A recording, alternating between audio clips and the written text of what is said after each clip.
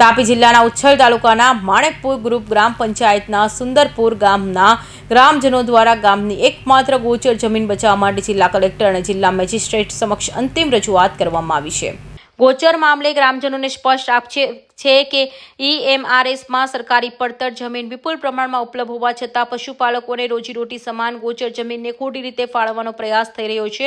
સુંદરપુર ગામના survey number 3ની જમીન ગામની એકમાત્ર સામૂહિક ગોચર જમીન છે, જેના પર 5 પાંડાના આર્થિક રીતે નબળા પરિવારો પશુપાલન કરી પોતાનું ગુજરાન ચલાવે છે।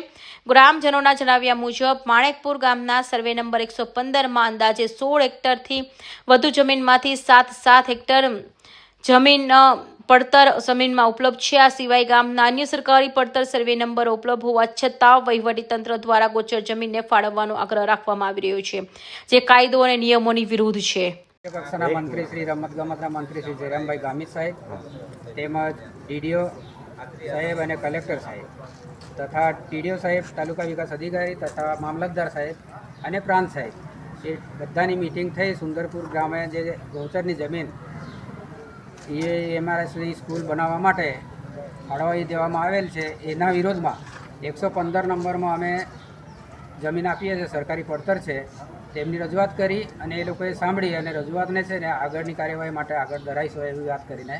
એ લોકોએ અમે બાંધારી આપેલી છે। માણેકપુર ગ્રુપ ગ્રામ પંચાયતના સુંદરપુર ગામનો જો પ્રશ્નો સતત 1 વર્ષથી જે ચાલી રહ્યો છે, એકલવ્ય મોડલ સ્કૂલને સુંદરપુર ગામની જે ગોચર જમીન સંપાદન કરવામાં આવી છે, એમાં ગ્રામજનો દ્વારા માંગણી કરવામાં આવી હતી કે જે એકલવ્ય મોડલ સ્કૂલ છે એને સર્વે નંબર 3માંથી અમારા જ પંચાયતમાં આવેલ સરકારી પડતર 115ની અંદર ખસેડવા માટેનું અમે સતત 1 વર્ષથી આવેદનપત્ર આપી રહ્યા હતા। એ દરમિયાન અમે એ વિષયને લઈને આજે કલેક્ટર શ્રી ઉચ્છલ ખાતે આ વિષયનું નિરાકરણ માટે આવ્યા હતા અને અમારી જે બેઠક થઈ છે એની અંદર અમે કલેક્ટર શ્રી અને જિલ્લા વિકાસ અધિકારી અને પ્રાંત સાહેબ શ્રી નિઝર અને ટીડીઓ સાહેબ અને આ તમામ અધિકારીઓ સાથે મિટિંગની અંદર અમે એમને જણાવ્યું છે કે આ જે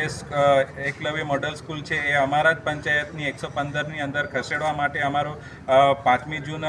2026ના રોજ ગ્રામસભાનો સર્વાનુમતે ઠરાવ પણ થયો છે અને સીઓમાં એટલે કે મુખ્યમંત્રી ગુજરાત તરફથી જે તપાસ મોકલવામાં આવી હતી એના થ્રુ મામલતદાર શ્રીએ અહેવાલ બનાવ્યો છે। એની અંદર પણ મામલતદાર શ્રીએ લખ્યું છે કે આ જે સ્કૂલ છે એને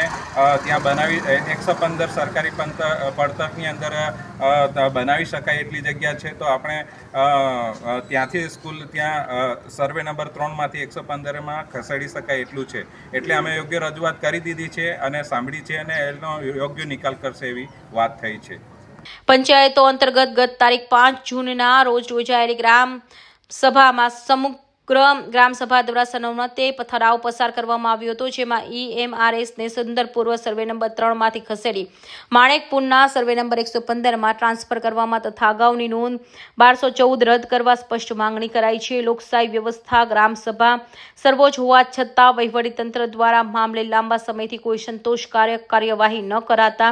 ગ્રામજનોમાં ભારે રોષ પ્રસર્યો છે। આ ઉપરાંત વર્ષ 2022માં એથલેટિક પ્લે ગ્રાઉન્ડમાં વિકાસ માટે ફાળવવામાં આવેલી ગ્રાન્ટના નાણાંમાં કથિત ભ્રષ્ટાચાર અને ઉચાપત થઈ હોવાનો પણ ગંભીર રજૂઆત કરાઈ છે। ગ્રામજનોએ કલેક્ટર તંત્રને 7 દિવસનો અંતિમ અલ્ટિમેટમ આપતા ચીમકી ઉચ્ચારી છે કે જો નિર્ધારિત સમયમાં લેખિત જવાબ અને ન્યાયસંગત કાર્યવાહી નહીં થાય તો ગાંધીજીના માર્ગે શાંતિપૂર્ણ જન આક્રોશ રેલી, ધરણા અને ઉગ્ર આંદોલન કરવામાં આવશે। આંદોલન દરમિયાન ઊભી થનાર કાયદો અને વ્યવસ્થાની પરિસ્થિતિની સંપૂર્ણ જવાબદારી વહીવટીતંત્રની રહેશે। Sadiq Pathan, Hind TV news, Tapi.